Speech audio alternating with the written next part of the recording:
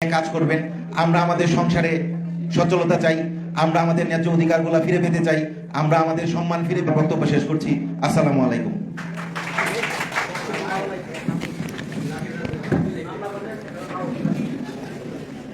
এই পর্যায়ে আমি আসমাউল আলম স্যারকে ছোট করে আমাদের বিষয়ে বলার জন্য কিছু বলছি। এরপরে প্রস্তুত থাকবেন গুলশান থানা থেকে আশা স্যার।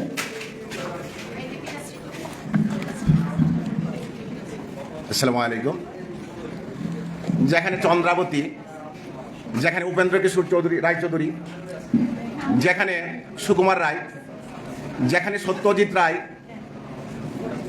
যেখানে শিল্পাচার্য জয়নুল আবেদিন, যেখানে বাংলাদেশের প্রথম অস্থায়ী প্রেসিডেন্ট বীর মুক্তিযোদ্ধা মরহুম সৈয়দ নজরুল ইসলামের জন্ম এবং দেশ বিভাগের অন্যতম নেতা মহারাজ ত্রৈলোক্যনাথ চক্রবর্তী চুট্টডেরা ফুলিয়ারচর উপজেলার একজন অতি সাধারণ সহকারী শিক্ষক হিসেবে আমি বাংলাদেশের সাংস্কৃতিক রাজধানী ব্রাহ্মণবাড়িয়া জেলার কৃতি সন্তান, যার কথা আমি প্রথম শুনেছি শাহীন লিপি পরিষদের অভিষেক অনুষ্ঠানে, তারপর শুনেছি কেন্দ্রীয় শহীদ মিনারে 24 জানুয়ারি 2025-এ।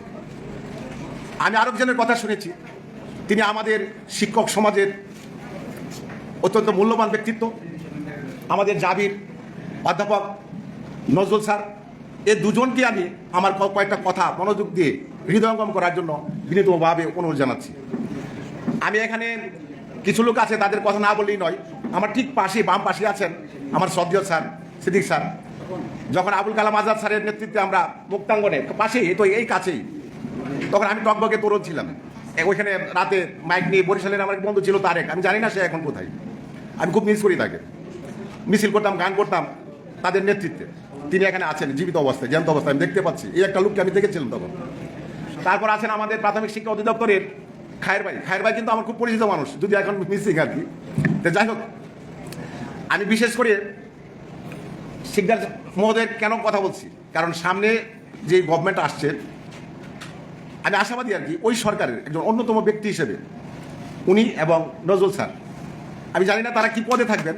অবশ্যই আমি এটা রিয়েলাইজ করি আর কি, আমি কিন্তু তাদেরকে চিনি না। আমি ইন্টারনেট থেকে তাদের সম্বন্ধে যতটুকু জেনেছি এবং যতটুকু রিয়েলাইজ করতে পেরেছি, আপকামিং গভর্নমেন্টে তাদের ভূমিকা সত্যি অসাধারণ হবে। আর আমার দাবিটা কেন বেশি, কারণ তিনি আমার সাবেক শ্রেষ্ঠ সভাপতি প্রাথমিক শিক্ষা অধিদপ্তর। এটা আমার গর্বের একটা বিষয়। আমার বিদ্যালয়ের সভাপতি হিসেবে তিনি আমার সারা বাংলাদেশের শ্রেষ্ঠ সভাপতি। এই জন্য তার কাছে আমার দাবি বেশি। আর যেহেতু আমাদের উপরের শিক্ষক নজরুল স্যার বিশ্ববিদ্যালয়ের শিক্ষক, উনি যদি, আমি বলতেছি কাহিনীগুলা একটু লেংদি করি। এই আন্দোলনকে ঘিরে টিএসসিতেও গিয়েছি, ওই যে হাসনাত আব্দুল্লার কাছে। এই আন্দোলনকে ঘিরে আমাদের অধিদপ্তর অনেক ধরনের মিটিং টিটিং শুনেছি। বাংলাদেশে অনেক শিক্ষিত লোক আছে, বোধ সম্পন্ন মানুষ আছে, আমার তো বোধই নেই। আমাদের সেই যুদ্ধ বিধ্বস্ত বাংলাদেশ যখন শুরু হলো, তখন ছিল জাতীয় বেতন স্কেলে ছিল মাত্র 10টা। 1977 সাল থেকে 20টার প্রচলন শুরু হলো। যাই হোক, অত্যন্ত কাঙ্ক্ষিত একটা বিপ্লব বা গণঅভ্যুত্থান, যে নামে ডাকেন না কেন আপনারা, এটা অত্যন্ত কাঙ্ক্ষিত ছিল আমার মধ্যে আর কি। কারণ বিরল শিক্ষানীতিকেও কেন্দ্র করে প্রথমে কোটা আন্দোলন, তারপর বৈষম্য বিরোধী আন্দোলনের তকমা লাগিয়ে যে বিপ্লব সম্পন্ন করা হয়েছে, তা আজকে কতটুকু এগিয়েছে আমি জানি না। আমি ওইটা সমালোচনা করতে আমি যাবো না। আমি শিক্ষক, আমার কোনো দল নেই। আমি মগজওয়ালা মানুষের পূজা করি, একদম এক কথাই বলো। আমি শিকদার স্যারের কথাগুলি, অভিষেক অনুষ্ঠানে যে কথাগুলি বলেছিলেন, এটা আমার মাথায় এখন আছে। ওনাকে আমি কিছু কথা বলবো। আমাদের 20তম গ্রেড হচ্ছে 8250, 19তম হচ্ছে 8500, 18তম হচ্ছে 8800, 17তম হচ্ছে 9000, 16তম হচ্ছে 9300, 15তম হচ্ছে 9700, 14তম হচ্ছে 10200, 13তম হচ্ছে 11000। আমরা সেই অভাগা স্যার, একটু শুনেন, আমরা এই 13তম আছে 11000। এরপরের ধাপই হচ্ছে 12তম, যেটা 11300। তাহলে 11300 আর 11000 টাকার যদি আমাকে বিয়োগ ফল বলেন, তাহলে থাকে মাত্র 300। অর্থাৎ আমরা 300 টাকার মাস্টার। এই অর্থনৈতিক বাণিজ্যিক যে রাজনীতি, ওই রাজনীতির মহলে এই ডেরার ভিতরে আমরা 300 টাকার মাস্টার। তারপরে হচ্ছে 12,500, তারপরে 16,000। এটা আমরা চেয়েছিলাম, মূলত টাকাটা চাইনি আমরা চেয়েছিলাম মর্যাদাটা। আমি বিশেষ করে ওনারা যেহেতু এটা রিয়ালাইজ করেছেন, এই যে স্কেলের যে ব্যবধানটা আমি বলছি পুরোটাই আমি জানি, পুরো ৭৮,০০০ পর্যন্ত আমি বলতে পারবো, সেটা বড় কথা না। কথা হচ্ছে এখন আমরা এই যে বোধের কথাটা যেটা বলেছিলাম, যেমন ধরেন ১৭৫৬ সালে যখন ২২ বছর বয়সে নবাব সিংহাসনে বসলো, এই আন্দোলনের সাথে ওটার কত মিল দেখেন, একটা বছর তো যায়নি। ১৭৫৭ সালে সেই রক্তাক্ত পলাশী সেনাপতি মীর জাফর, যেটা ঐতিহাসিকভাবে আজকে গালি হয়ে গেছে, আমার সবচেয়ে প্রাণপ্রিয় আত্মীয় মার বোন খালা, তিনি আজকে খালাম্মা হয়ে গেছেন। এই যে ষড়যন্ত্র, এই ষড়যন্ত্র এই বাংলাদেশের মধ্যে এই যে ৪ লক্ষাধিক শিক্ষকের যে একটা গণ্ডি প্রাথমিক শিক্ষা, বিশেষ করে ৩.৫ লক্ষ সহকারী শিক্ষক, এটার ভিতরে উতপ্রোতভাবে জড়িত। আচ্ছা, তো যাই হোক, আসলে অনেক কথা বলার ছিল। আমার ওই ২ মহোদয়ের কাছে একটাই কথা, মানে আমরা এই ১০ম গ্রেড চাই না, আমরা ১১তম গ্রেডও চাই না, আমরা কেন ৩য় শ্রেণীর কর্মচারী, এটার জবাব চাই এবং এটাতে মুক্তি চাই। বিশেষ করে আমি এই সিদ্ধার্থ স্যারের কাছে আমার বিনীত অনুরোধ রেখে আমি আমার বক্তব্য শেষ করছি। আসসালামু আলাইকুম। এই পর্যায়ে আমি আশরাফ স্যারকে আহ্বান জানাচ্ছি গুলশান থানা থেকে। স্যার, আমাদের যেহেতু সময় কম, আমরা একটু গল্প করে কথা বলি।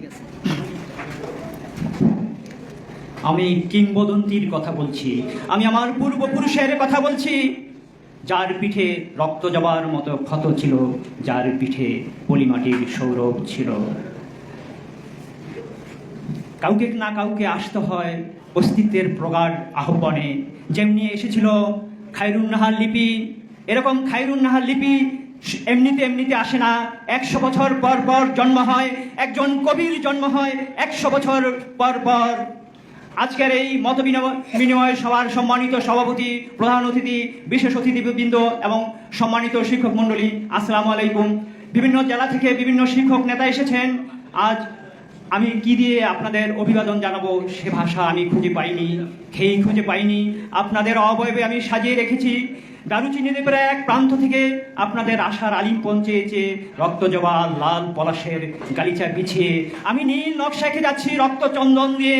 আপনারা গ্রহণ করুন আমার হৃদয়ের নিঃসত্ব সত্তা থেকে এক রাস শ্রদ্ধার ফুলজুরি। আপনারা গ্রহণ করুন আমার লাখো লাখো সালাম। আজকে আমি একটা কথাই বলবো যে শিক্ষক কেন ৩য় শ্রেণীর কর্মচারী। এই যে শিক্ষক ৩য়